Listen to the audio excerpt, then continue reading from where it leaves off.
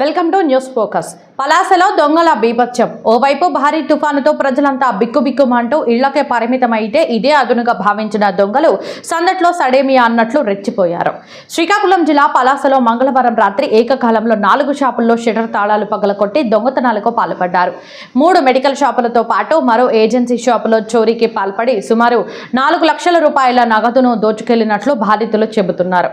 ప్రధాన కూడలి వద్దనే దొంగలు దొంగతనానికి పాల్పడ్డారంటే పోలీసుల వైఫల్యం ఎంతగా ఉందో అర్థమవుతుందని జనాలు గుసగుసలాడుకుంటున్నారు.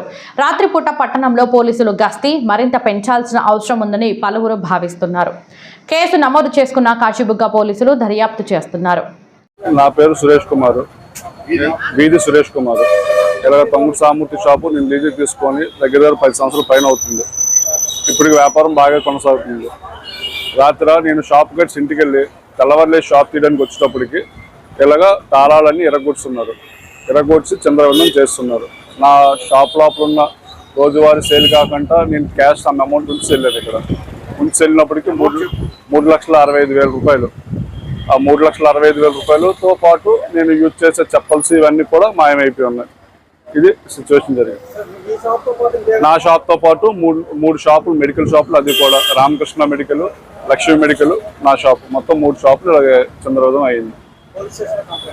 పోలీస్ స్టేషన్కి వెళ్ళి కంప్లీట్ అవ్వడం వెళ్తున్నాం. పేరు Krishnarao, Ramakrishna medical and general stores. నాకు 40,000 పోయింది. ఎప్పుడు జరిగింది, ఎలా జరిగింది? రాత్రి నేను 11 గంటలకు షాప్ నుంచి వెళ్ళిపోయాను. షాప్ నుంచి వెళ్ళిన తర్వాత మహా అయితే 2 గంటలు 3 గంటలకు ఇలా జరిగి ఉండేది. ఎలా తెలిసింది, ఎప్పుడు తెలిసింది? నాకు తెల్లవారు మంగళ షాప్ అతను ఫోన్ చేసి అలా మీ తాళాలు పక్కన పడేస్తున్నారు, మీరు అర్జెంట్గా రండి, నేను పరిగెట్టుకుని వచ్చాను. అంటే ఓన్లీ క్యాషా, ఇంకేమో? ఓన్లీ క్యాష్ సార్, మరి ఏం పోవాలి. 40,000 పోయింది.